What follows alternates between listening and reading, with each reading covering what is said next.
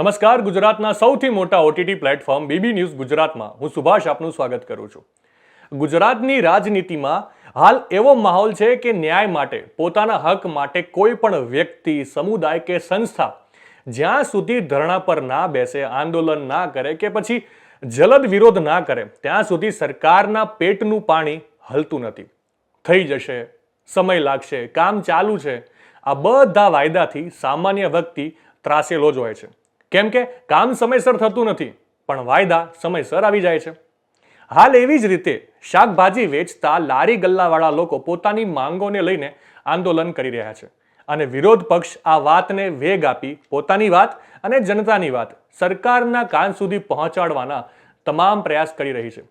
વિગતે વાત કરીએ તો અમદાવાદના જોધપુર વિસ્તારમાં શાકભાજી વેચતા લારી ગલ્લાવાળા લોકો પોતાની માંગોને લઈને આંદોલન કરી રહ્યા છે અને એટલા માટે આ ઘટનાને ધ્યાનમાં રાખીને આમ આદમી પાર્ટીના નેતા ઈસુદાન ગઢવીએ આ તમામ લોકોને મુલાકાત લીધી હતી અને સરકાર પર આરોપ કરતા કહ્યું કે ભૂપેન્દ્રભાઈ પટેલની ભાજપ સરકાર ખૂબ જ અભિમાની સરકાર છે।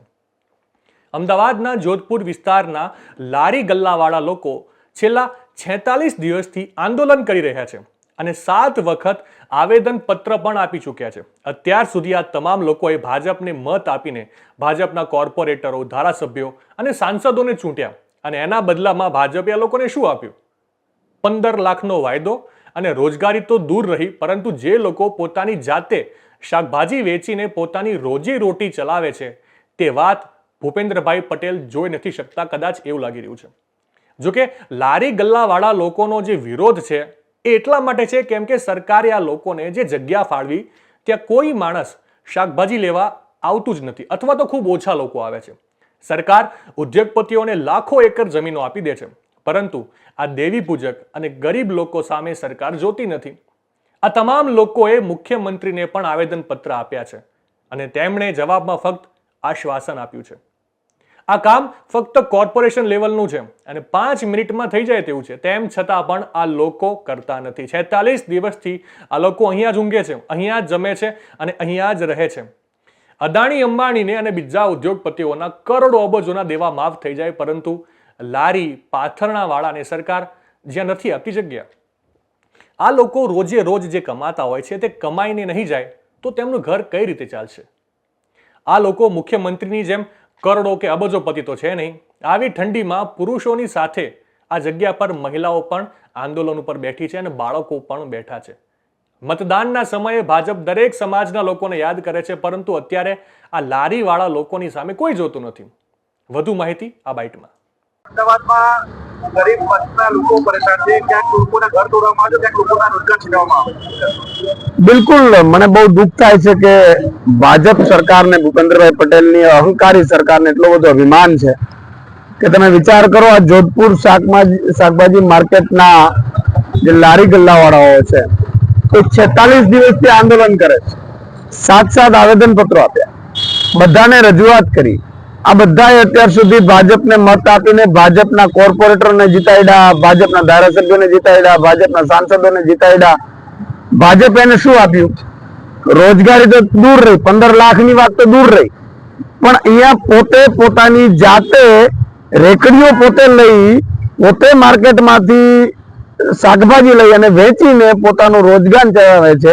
આ ભૂપેન્દ્ર પટેલ દેખાતું નથી, જોઈ નથી શકતા કે તમે કેમ સુખીથી જીવન જીવી શકો।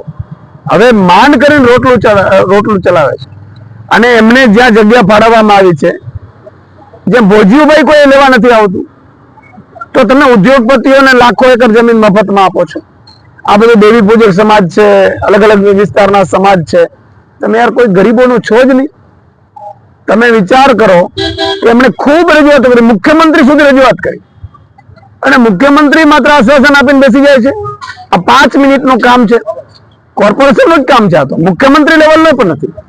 તમે વિચાર કરો, 46 દિવસ સુધી આ લોકો અહીંયા રાતે ઊંઘે છે, જમે છે અને બેઠા છે।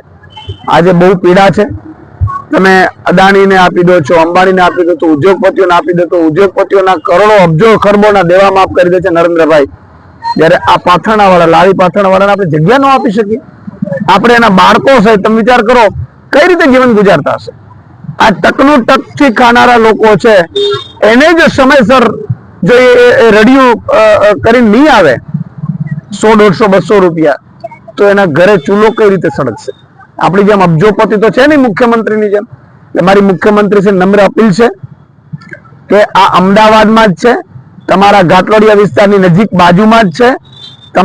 તમારી દ્રષ્ટિ ન પહોંચતી હોય તો અમે તમને દ્રષ્ટિ આપીએ નંબરવાળા ચશ્મા, પણ આમનો અઠવાડિયાની અંદર ઉકેલ કરવામાં આવે. જો નહીં કરવામાં આવે તો આમ આદમી પાર્ટી પણ આ લારી પાથરણા ગલ્લાવાળા સાથે છીએ. જ્યાં પણ જરૂર પડે અમે તમામ બાબતે લડત ચલાવવા તૈયાર છીએ. રાકેશભાઈ મહેરિયા અને આખી બહેનો તમે જુઓ, નાના બાળકો બેઠા છે. આ બહુ જ દયનીય સ્થિતિ છે. અને તમામ દેવી પૂજક સમાજને પણ મારી વિનંતી છે કે જ્યાં જ્યાં તમારા સમાજના આગેવાનો જ્યાં છે એ લોકો પણ ભાજપને રજૂઆત કરે, ભાજપ ઉપર દબાણ લાવે. મતદાનના સમયે તો ભાજપ આપણે યાદ કરે છે આપણા સમાજના આગેવાનોને. અત્યારે આ લોકો લારી ગલ્લાવાળાને મૂકી દીધા છે અને અમને કઈ જરૂર નથી અત્યારે. એટલે આ તુરંત આનો નિકાલ કરવામાં આવે એવી અમારી માંગ છે.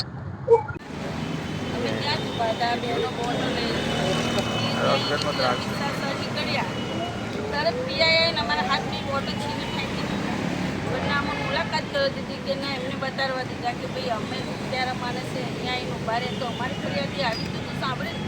આમ લોકો અમે ચલો આ મીડિયામાં આપીએ તો બધે બી આપીએ, પણ અમારું ત્યાં